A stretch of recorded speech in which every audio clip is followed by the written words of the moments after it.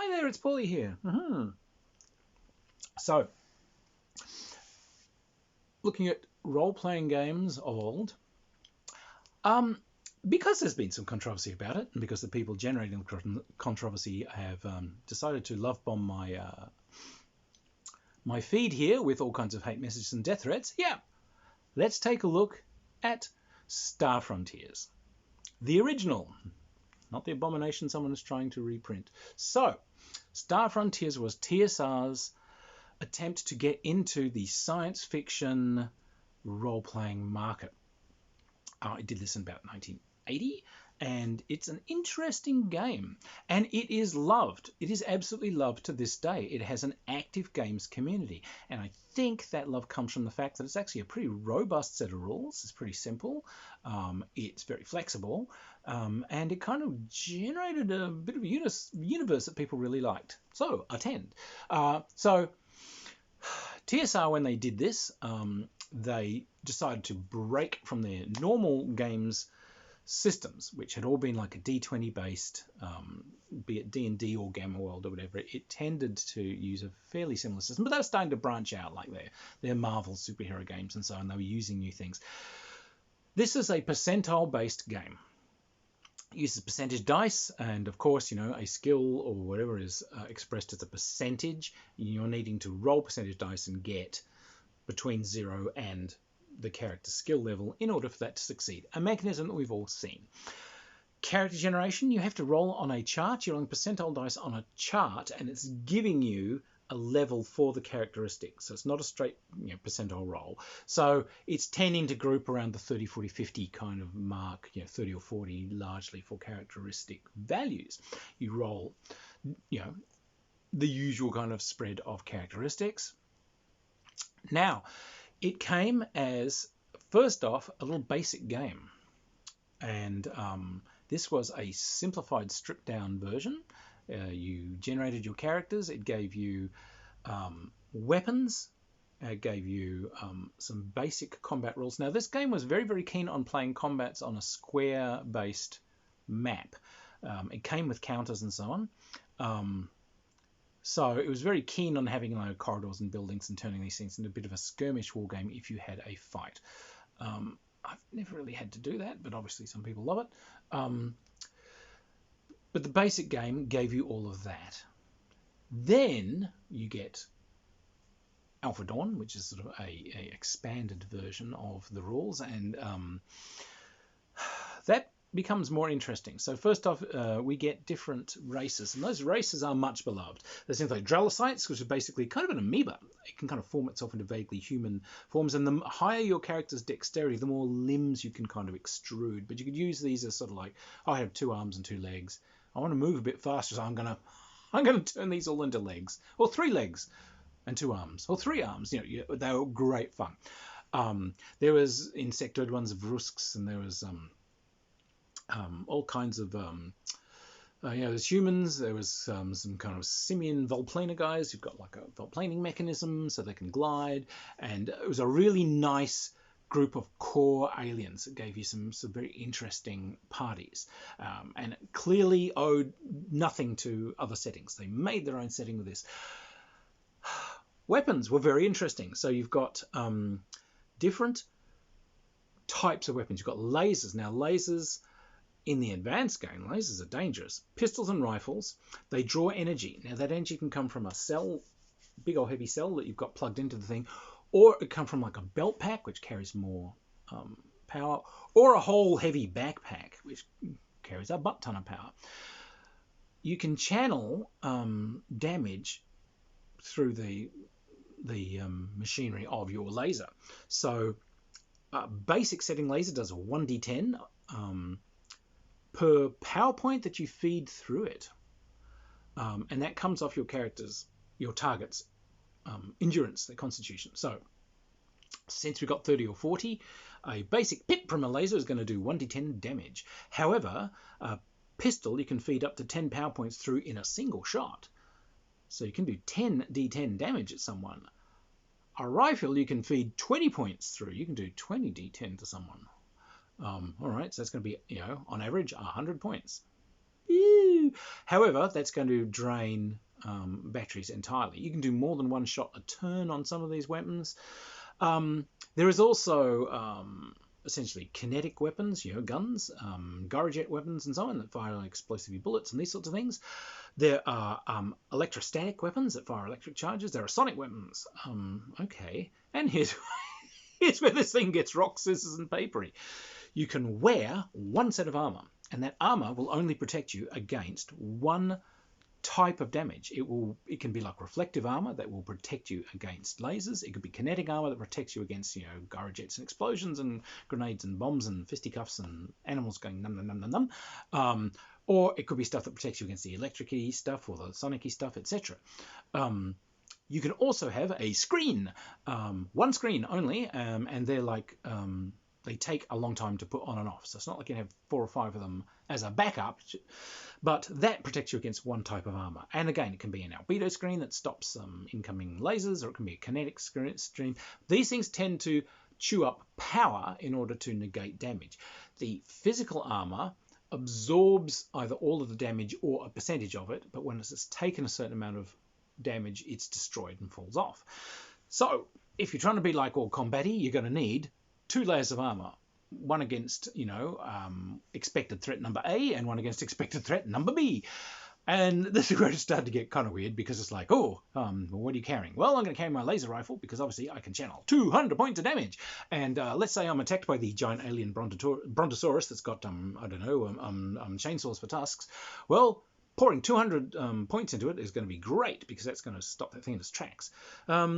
All right, but, what if I'm firing at someone and he's got a screen on? All right, well, I'll better take a second weapon. I can't really carry a second rifle with me, but I'll carry a Gyrojet pistol, so that's kinetic. However, kinetic armor's pretty common, because, particularly if you're exploring and there's lots of creatures and go num num num num num, wearing kinetic protective armor is probably a good idea. So, I'll carry a second pistol, and that one's going to be, what's uncommon? Most people don't think they're going to be attacked by sonic weapons. I'll take a sonic one. Wait, I'll take an electrostatic one as well. So you get people with different. What's he got? Fired. What's it? Oh, it's bounced up. Oh, hang on, I'll switch to this one.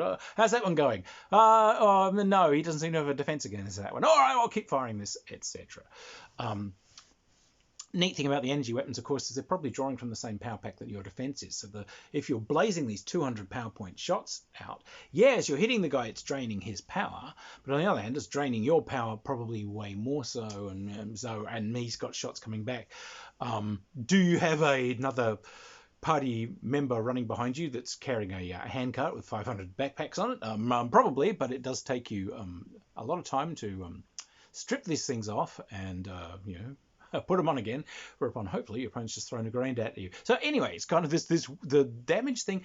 Now, there's a potential for some pretty weird fights there. I can see it's weird pouring damage into someone and it's not doing anything. It's just kind of like chewing his power down until eventually the shields go down, and then that you've reserved that 200 point shot to basically turn the guy into a greasy stain. Wee flesh confetti, but so they're kind of very strange combats. But I kind of like the effort people put into it. It's like, right, I'm exploring an alien planet, so I need the kinetic protection. But the umpire's an asshole, and he knows I would take kinetic stuff, so he's probably got some kind of beast that project electrostatic shock or something, or have a sonic scream. So I'm going to double think this, and I'm going to take protection against electricity and sonics. Good, you get charged by a rhinoceros. So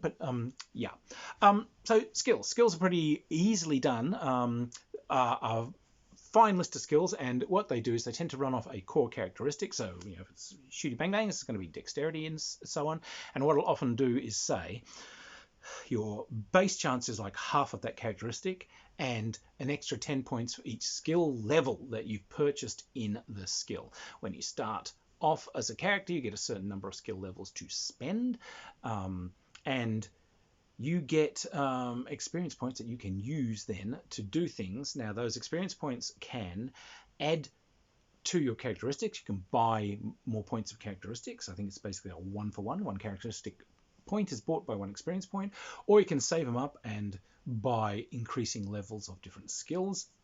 get more expensive as you go up. So your character can not only become more skillful, but butcher faster, smarter, etc. So, you know, it was a nice way of doing it. And I think that's why it's a popular game. It's just kind of like easy and fun, and, you know, your starting character is sort of the lowest level of expertise it's going to get. It's going to get better. Whereas Traveller was static. The way Traveller was initially presented, this is your character and this is how the sod stays. So, you know, it did position itself as more kind of pulp adventure, more fun, more space opera than Traveller. So attached to this was then a supplement, Zebulon's Guide to the Universe, that had yet more characters in it and yet more equipment and so on, and it had some additional rules which are completely, you know, up to you if you use them.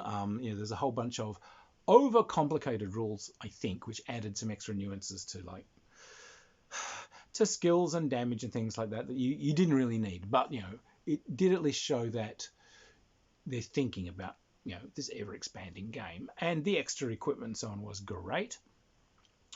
And they had guidelines for creating your own alien races. So if you really want like a kind of a velociraptor guy, or you've read a science fiction book and you think this would be cool, here are some design rules so that you can talk to your umpire and say, hey, I want to go one of these. We'll club together and we'll figure out a way to make it work that won't, you know, give me 101 advantages. There's a thing called Nighthawks, which took... now, this is the fun part. This is a whole science fiction game that didn't have spaceships in it. No one cares about the multi-billion-dollar things cruising around up there. They're outside of your pocket, mate. You're an adventurer. This is more, you know, Jack Vance adventure kind of level, where I'm an individual citizen and, you know, I've got enough money to cover the hotel bill and, you know, I maybe have a gun, but no, I don't own a $9 billion asset that's in orbit. And that's a problem with Traveller, because when you want people to get off and explore planets, but to do it, the mechanism says, well, here, own a multi-million-dollar asset. We've got masses and masses of equipment lists where you can, like, see hundreds of things that are worth, you know, 100, 200, 350 credits or whatever, but you're multimillionaires, so who cares what it costs? So the idea of Star Frontiers was that you were going to be guns for hire or freelancers or whatever, and no, you don't own battleships and whatever, but you are certainly flown to areas by them and then, you know, sent on a mission to do things.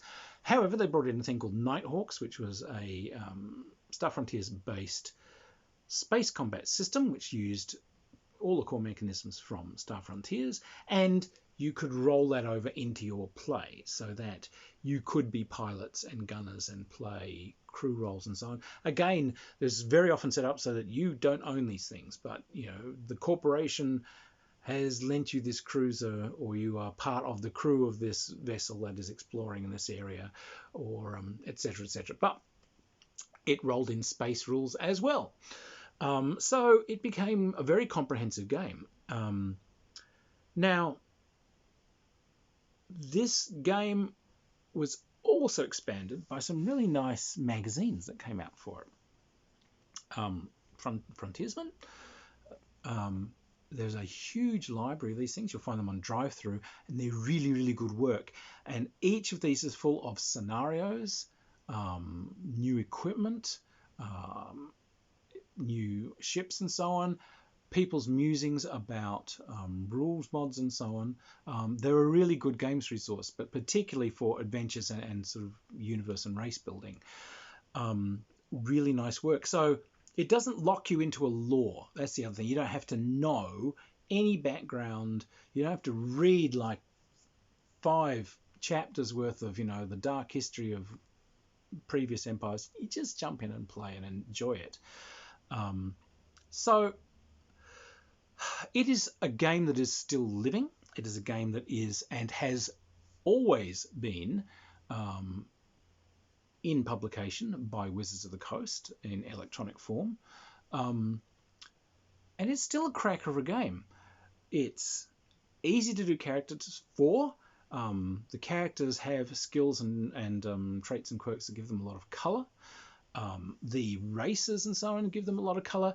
There's a few like 1980s kind of quirks to it. Like when you read through a lot of these things, you do see, honestly, there were a lot of kind of cultural assumptions at the time. And there was a lot of kind of, that damn, what did the lovely Mr. Gygax call it? Biodeterminism. So there are a lot of things which will say, members of this race always will hate all members of this race. It's like, no, they won't. People are people. They might have an inclination to not like this, but, so there was a lot of these kind of sweeping statements, which are, in their defense, they were trying to use it to give color to mixed parties. All right, well, this guy and this guy are always going to have it's the elves versus dwarves is what they're thinking. You guys are always going to have a beef and trying to be outdoing each other or what have you. They're trying to use it as a role-playing thing. So forgive that as an artifact of its time. Yeah, they should have known better, but it is an artifact of its time, and kind of take it as you can see what they're trying to do. It's an attempt to provide some sort of additional color. But look, I think Star Frontiers is a terrific little game. I have to admit, I didn't play it a lot at the time. I ran it a few times. There's a lot of modules and so on out for it, which I rather liked. And they've got a good, evil, sinister race, the Safar, that they brought out. And like, ooh, space worms. And they were a great bad guy. The models that they brought out were very, very TSR. So it's all about the combat. You get to fight things and wander around and fight more things. But the audience took it onwards and made it so much more. And those Star Frontiersman magazines and so on, they take it on and make it so much more. This thing's loved. And like I said, it's loved for a reason. Simple character creation that makes quite quirky, fun and unusual characters. A very clear skill system. An experience system that allows you to build up your characteristics and your skills and to learn new avenues.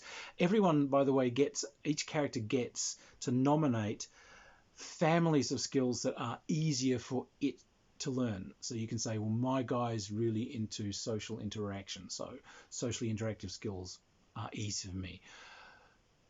I pay less experience to go up in them.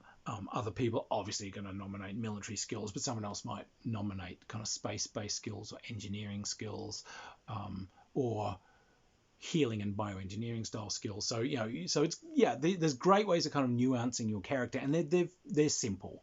And as the rules went on, they honed other things where you can kind of give yourselves essentially professions that give you some extra bonuses, but it was great building blocks that allowed you to build as much or as little of this as you wanted, custom make it for your particular group, make your own setting, make your own adventure theme and core to your own universe, and just get out there and play. Not worry about the fact that there's deep background that everyone's got to know to make sense of things. Evil enemies if you want. It was very, very, very inspired by Star Wars and by Battlestar Galactica and by these kind of pulp, grab your gun, leap in there and blow the living daylights out of something and have some fun doing it. So as such, it's still a wheeze. It's a great game. I'm really glad that it's out there still in print. I would love to see Wizards of the Coast actually do their own version. And this is something I have to say, for the past, because I write for I did a whole bunch of D&D novels. So I'm in constant touch with Wizards of the Coast editorial and game design groups. Every single year, like clockwork since the 90s, I've written to them and say, I want to redo a whole bunch of your old IP. And Star Frontiers is top of that list. Let me redo Star Frontiers for you. I will find the guys from Star Frontiersman. I will get them together. We'll make a team and we'll do it. They've never listened. But on the other hand, time might be ripe. Maybe they might decide they want to do that. So anyway, look, take a look at it. If you haven't played it, take a look at it, because it's a delight. It's kind of something that most people have skipped over. There's other stuff now, we'll just go on with that, yada yada squee. But no, it's actually a delight. Just stick with it and realize that the thing is taking you from very basic game to a more advanced game to a more advanced game with some optional bells and whistles that they want you to look at and see if you feel it's right for you. So, you know, reading the game is a journey. But if you used to be a player, remember the fun. Drag it out again. I think it deserves to have a bit of a renaissance, particularly since there's been a bit of a sour spotlight shined on it from the actions of some toxic members of the community. Let's turn that frown upside down and let's start running this thing at conventions and things again, because I think it'd be appreciated. Anyway, get hold of it, have a look at it, get it on drive through, take a look at the magazines because they're done by some great people. If you like the reviews, by all means, find me on Patreon, subscribe, and I will keep on doing them, and I'll see you later on. Cheers.